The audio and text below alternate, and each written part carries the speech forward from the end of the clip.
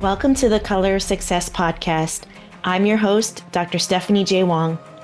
Many of us are feeling a wide range of emotions: sadness, anger, fear, sometimes hopelessness and helplessness. This season, we will be exploring all the feelings and ways to empower each other to take action. So, let's go. Game on. Hi, Miyavi. Thank you so much Hey, for joining me. I am so thank you. excited to meet you. It's such an honor. Thank you. Thank you. I'm Dr. Stephanie J. Wong, and I'm from Color Success. And well, you are known as the samurai guitarist. And I'm wondering what led into what led into you using music as a way to kind of cope with a injury that you had. Like, what is the therapeutic value of Mm, music for you? yes, the music saved me, I, to be honest, could be anything. Anything like if I was able to get into, and then the music was the one, I was able to, and also I found the freedom, of creation, just only couple chords, like three, four, five chords, but you can create the music. You can make music, random thing. The thing is, anything is fine. That's the key. If I had to, learn the musicality or music theory on the textbook, I don't think and I was able to keep playing. At that time, I learned from, the great guitarists like a Buddy Guy, B.B. King, Eric Clapton, Steve Ray Vaughan, also the band like Metallica, Bon Jovi, or those bands. I learned that anything is fine. You can do anything. It's a freedom. There's no any particular form that you need to make, and that saved me too. Oh, it's okay not to be perfect, but also just follow your path and then find your own way. And that's also what I tell, to younger generation of the guitarists and musician. They sometimes said that they want to be like me. It was like, you can't be like me because there's different background. But at the same time, I cannot be like you guys. So just find your own way. And then that's the beauty of art. How did you translate, if any, your guitar playing to using a samurai sword in the Wrecking Crew? Uh, that's a good question. I mean, um, the thing is, okay, so as a guitarist, I hit the strings, and then more like you don't see it, but I see it like a thunder is coming out when I hit the strings. More like a really visual thing, like a electric shock, and then that's what I do, and then maybe that's a feeling that you know, I wanted to leave on a screen, as an actor, because I'm not a professional actor or even the action stuff, and I'm not a pro, but at the same time, as a performer, as an artist, I wanted to.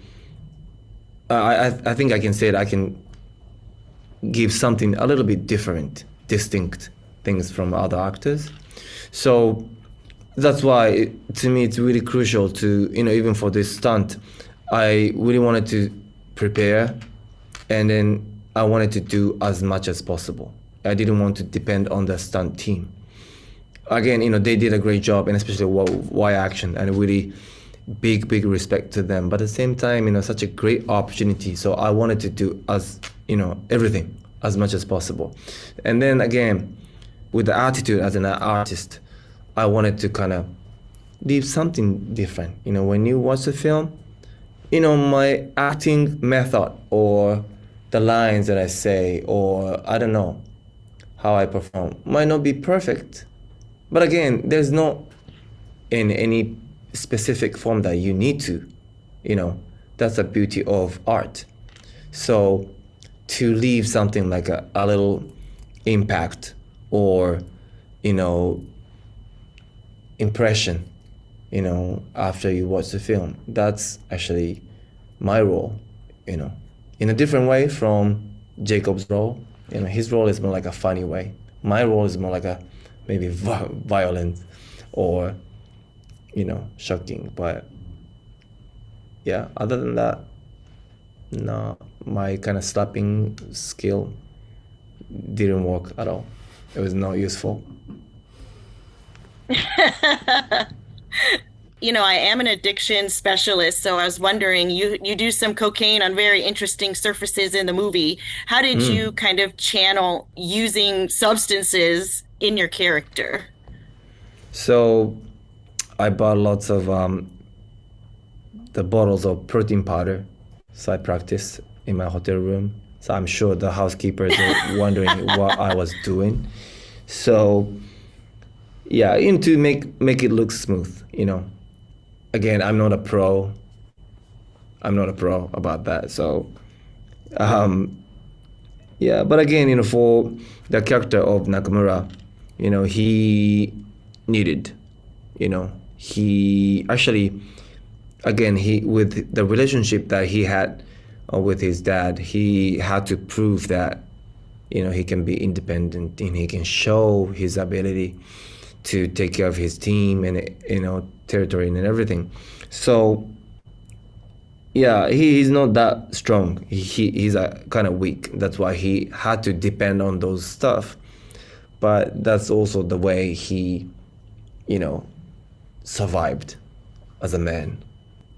Absolutely. And I mean, what was it like working with Jacob and the team on set? It seems like a very exciting project to be a part of. So yeah, the Jacob, yes, and I love to.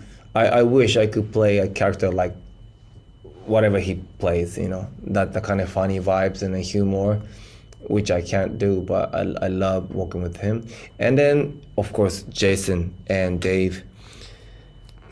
Such big guys, but with sweet hearts, and actually kind of opposite characteristic. Like Jason is more like a outgoing and a really energetic, and Dave is more like a quiet and really, serene, on set. So it was such an honor to be able to work with them. And Dave was such a, he's the one like my action partner, and he was carrying so much, like, because he knows that he's powerful. He could kill me. So yeah, he broke the props 3 times. I keep saying this, and I will keep saying this for sure. But because he was so too powerful for the props, he broke it. And every single time, prop team was like, had to go back and fix it and come back. But he was, yeah, I was not in danger. I was a bit worried about it, but I, I'm still alive. I'm okay. But I don't know. I just love him. I know why people love him, because he's such a sweet, sweet person. And I am a big fan of K-pop, Asian music, and so I did do some deep diving, because 방탄소년단 좋아요. I love BTS, but you did a old video with Leah Kim, and I have to ask, like, what was that experience like? She's one of the legendary dancers, in Korea, and she also loves challenging new stuff. And then it was in LA, she was in town, and we shot the music video together. It was more like an improvisation. We didn't have any rehearsal. We just performed on camera, and the chemistry was like boom. So yeah, I know now my family is located in Seoul, so sometimes they practice at her studio. And a couple years ago, she was in Hong Kong, and then she came to the performance that I had at the Rosewood Hotel in Hong Kong. And she's very, very active, and as a performer, she's an artist. Not only the choreographed movement. She does like more like a art and performing art. So Absolutely. yeah, I love her. Thank you. I'm going to Seoul this summer, so it'll be amazing. Lastly, I just wanted to give some space. Like, why do you think people should watch The Wrecking Crew? Oh, now in the movie industry, everything is shifting. It's changing right now. Where you watch, who you watch with, you know. So, but for and then also the type of movies are changing as well based on that, the industry. So this film definitely gives you, of course, many action scenes, but at the same time, it's really fun. Many jokes, and you see the kind of brotherhood, like Jason and Dave's chemistry. It's big. I didn't have my brother, so I really envy. I wish I could have a brother like them. Like a brother they have, and a kind of family bond. They're all combined in this film. So you feel good after you watch it. It's not something like a too deep, too dark, or too heavy. It's very, very, you feel good. After you, let's say, after you've done that kind of jet roller coaster at the amusement park, or after you watch some kind of really, really fun comedy, stand-up comedy, you feel both at the same time. Yeah, feels like you're just watching a stand-up comedy on a Absolutely. roller coaster, That's a really good way to put it. right? Lastly, Miyavi, what do you feel is a role that you'd want to play next? I don't know. I think and I keep playing the bad guys, except unless somebody gives me a good guy, romantic comedy role, if I can play it. But I love playing villain, so I think I keep doing that. And then again, I do mainly do music, so I respect those kind of actors who Yeah. mainly do acting. So, but again, if there's a kind of cool role, I love to try. One thing that I can promise is to secure my time and then dedicate myself fully to the project. Well, I mean, you had this amazing scar on your face. I was like, why would you ruin your that? I think that's like a part of it, right? Is like you had the vibe and you really dove into it. And I really appreciate you talking about perfection or not being perfect. And I think Mm. that's really important to share with the younger generation. I mean, to my understanding, you have three kids. I have two. Like, I just want No, them to understand that perfection, we're not expecting perfection, but progress. yeah. I mean, you know, we're not perfect. Trying to be perfect is the beauty of life. But it's okay not to be perfect. Absolutely. Yeah. Well, thank you so much for sharing this time with me. I'm so sorry the connection was a little off. So I really Mhm. just really wanted to meet you and talk more about, your everything that you're doing, and I continue to hope to support you. So Thank you so much. Big love to you too. thank you.